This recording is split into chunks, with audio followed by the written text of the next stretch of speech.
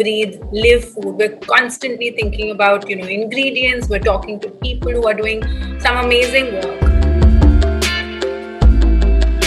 in the food industry. It could be with food loss or food wastage. It could be about seasonality and local ingredients. It could be plant welfare and biodiversity, and how we are only eating 4 crops and the other crops are getting neglected because we are only focusing on these 4 crops.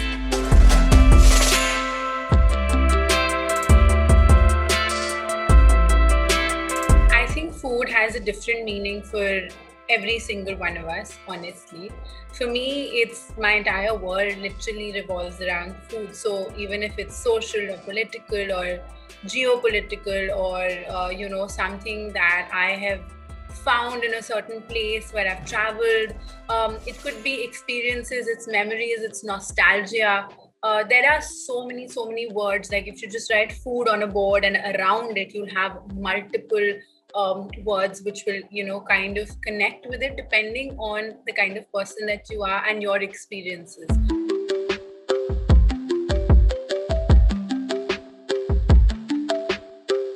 Because of a certain amount of globalization that's taking place all over the world, as soon as one ingredient gets trendy, it gets so focused that everything else around it kind of loses focus for us, and we kind of divert and we're only focusing on that ingredient. For example, avocado or quinoa. As soon as these ingredients are popped up, this is what people want to eat. So I feel like locally we need to amplify our voices. If people in the food industry are working towards a certain goal, it could be anything, we need to talk about it, we need to share it. And most importantly, we need to preserve it. It could be, slow cooking methods. It could be ingredients. It could be a plate that you've designed on a certain, in a certain way, or there might be, a lot of textures that you've included. So it can mean so many different things for people. For me, it's an entire world, and it's absolutely fascinating because there's so much to learn and there's so much to share. As soon as you start sharing, you learn more because people contribute to that with their experiences, and it's just a great space to be creative, imaginative, just like an artist.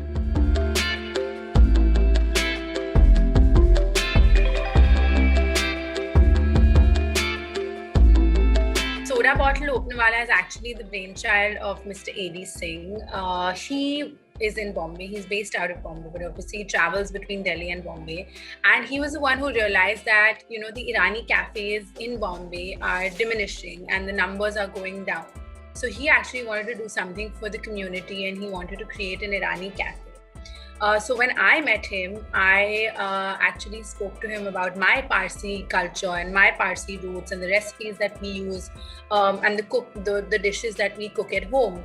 And it was, just being there at the right time, meeting him and kind of discussing what he wanted to do and what knowledge I had about the cuisine, and it kind of like just brought us together to open SodaBottleOpenerWala. And I would, give him full credit for seeing that the numbers were really falling. So even now in Bombay, there are only 500. There used to be 500 Irani cafes, and now there are only about 20-25 which are left.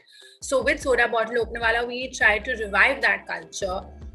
We tried to, bring it back, make it cool, at least for the young people and the youth to kind of see what an Irani cafe is in different cities. So the decor, the food, the vibe, the drinks, all had to be like, you enter a restaurant, you enter a cafe, and you kind of feel like you're back in that era. So the music is, like that. The drinks are like raspberry soda and Irani chai with bun maska and kanda bhajia. Obviously, classic dishes like sali boti and patrani machi. So I think I played a really important role to kind of bring that to the table by managing the menus, planning the menus, training the staff who had no idea about Parsi food. And all that came from my mom. She guided me, she helped me, because even though I've studied, food throughout IHM, which is in Aurangabad, where I studied, and Le Cordon Bleu, which is in London, where I studied French cuisine and pastry, I got all the knowledge about Parsi food from my mom. Because that's not something that's taught at culinary school. So regional Indian food is something that now colleges are focusing on. So all the recipes were asked by aunts and people in the family who are great cooks, and that's how the menu came about. Lots of trials, lots of errors, lots of ups and downs. Most importantly, getting the flavor right, because North Indian cooks had never cooked Parsi food, and North Indian people had only a small amount of exposure to Parsi food. So it was a lot of work, and honestly, it really paid off, because SodaBottleOpenerWala has become iconic to be known as an Irani cafe. Right from the food to the decor to the ambience, everything is just iconic. And it's something that, when people think of Parsi food or Irani cafe, it pops up in their head.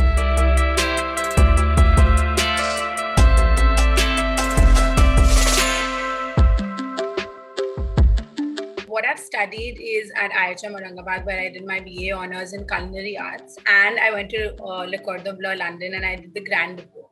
Now, at both the institutions, obviously at IHM, there was enough, talking about Indian food, but not regional Indian food. So Parsi food was very, very tiny, minuscule, maybe came about once or twice. I remember doing one project to showcase Parsi food at college. But at London, definitely, there was no Indian food. It was, purely French cuisine, French techniques, French recipes, just getting that right. So when I came back to India, I realized that, and this was an experience that I had in London. Firstly, I missed Indian food. I realized that the flavors of Indian food are so much more predominant. They are, it's like a burst of flavors. And I felt that lack in French cuisine, even though it's extremely simple and delicate. I missed that. So I realized that, I want to take back the techniques that I've learned at Le Cordon Bleu, and I want to, go back to India and do something with that. Now, with SodaBottleOpenerWala, since it's not like a fine dining restaurant, we made sure that the way that the dishes were plated were very traditional, authentic, and comfort food. We didn't want it to be small plates with, a fine, dressing and some microgreens and herbs. Yes, I did do that in all the chef tables that I did. I did create smaller menus and niche menus for certain guests and certain events, which I really enjoy doing. So those are, called chef tables, which I do about once in a month. But every single day, the food that was there on the menu that was going out to guests was a good portion size, was great comfort food, was authentic recipes, and most importantly, we wanted to, showcase the cuisine the way it is.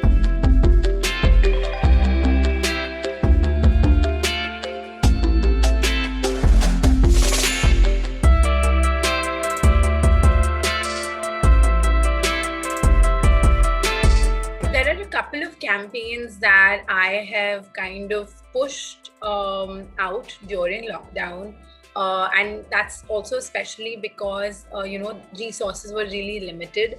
It did remind us of a time where our grandmothers and their grandmothers or their mothers used to cook with limited ingredients. So I realized that we also did this at SodaBottleOpenerWala earlier. We did a eat like your grandmom campaign, where we went back to some ingredients that your grandmother used to eat and that we've stopped eating. And my focus was on millets and different grains, or using certain spices in your cooking, which we've kind of forgotten to now. So even during the lockdown, I had two campaigns which I was constantly using in terms of a hashtag. One was leftovers can be sexy. Now, honestly, you can judge me for this hashtag, but this is what caught attention and this is what caught people's eyeballs. Now, when you say leftovers, love your leftovers, or leftovers can be sexy, or whatever it might be, it was talking about how you can use a certain leftover and create a new dish on the next day, because you have limited ingredients, because you can't go out and shop every single day and get fresh ingredients. So Eat Like Your Grandmom and the Leftover campaign, both these campaigns combined, tell a story about how I want to promote certain ingredients that were used earlier, like bajra, jwar, any millets that I use pretty much daily. Those are things that I want the younger generation to kind of get to know. I want them to cook recipes via slow cooking method, which we've kind of forgotten because of the Russian life, because of globalization, because of the many restaurants that are open. And I thought that the lockdown period was perfect to get people to go back to some traditional recipes, to go back to some traditional authentic ingredients, and most importantly, maximize the ingredients. So using the whole ingredient, it could be root to shoot, or it could be head to tail, depending on what you're eating. Preserving the skins and making a stock, or using dal chawal and making a mulligatani soup the next day, just because you have dal chawal in your fridge and you don't want to eat it again. So a lot of campaigns I've run, and they've got a great amount of support. And I think most importantly, people have put it into practice. That's the best thing.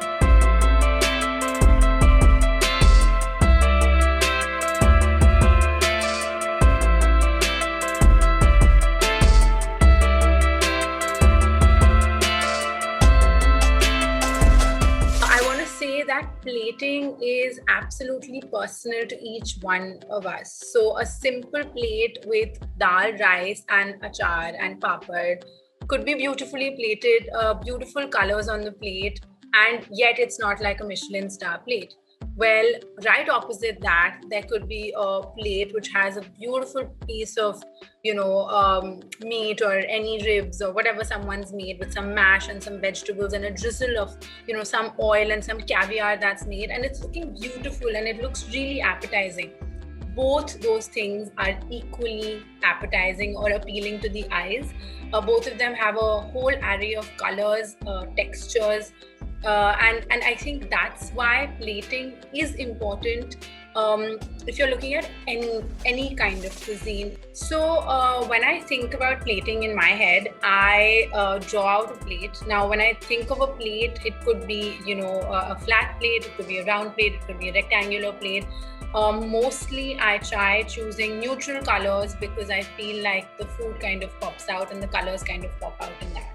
I use a lot of earthy, speckles. I've got a lot of different plates which I get from different potters from around the country, which I use for my everyday plating. And I try and keep it very simple. So it could be white or off-white as a palette to just kind of build on. The second thing that I love doing is adding texture. Now, what texture does is it adds different,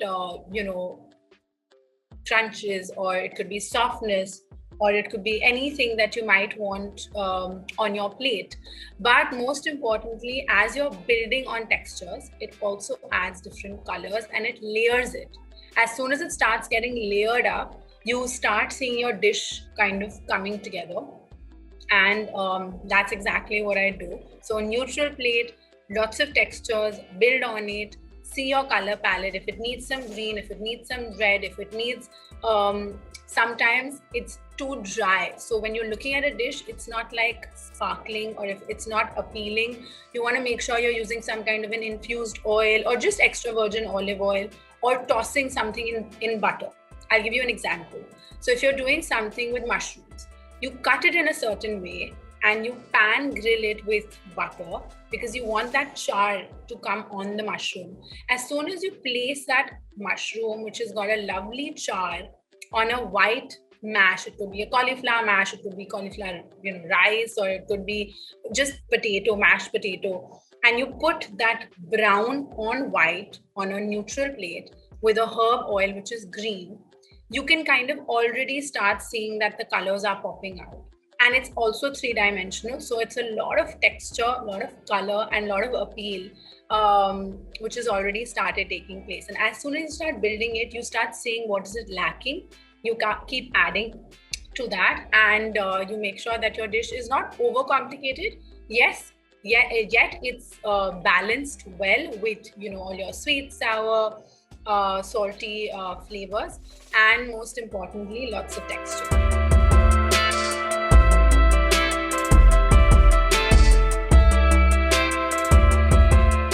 To specially plate something beautifully, I always sketch it out. And I feel like that impact in my childhood, where we studied about art, we studied about certain artists in different era. I know it doesn't play a role right now in my everyday life, but it has impacted me. It has made me look at art in a different way. I think things around you overall inspire you. So it could be nature, it could be, your travels. Like I just went to Missouri right now. When I traveled over there, when I saw certain landscapes, that's all art. It depends on your eyes and how you're looking at it. And when I come back home, then I look at certain dishes in a different way. It could be regional food, or it could be just a plate of a simple grilled chicken, maybe anything. So art inspires you in different ways, and it has inspired me from my childhood, right from school till today, where I make sure that when I look at something and it looks beautiful to me, I try and find out, where is it from, and if I can include it in a way on my plate in terms of colors or textures, I would definitely use it.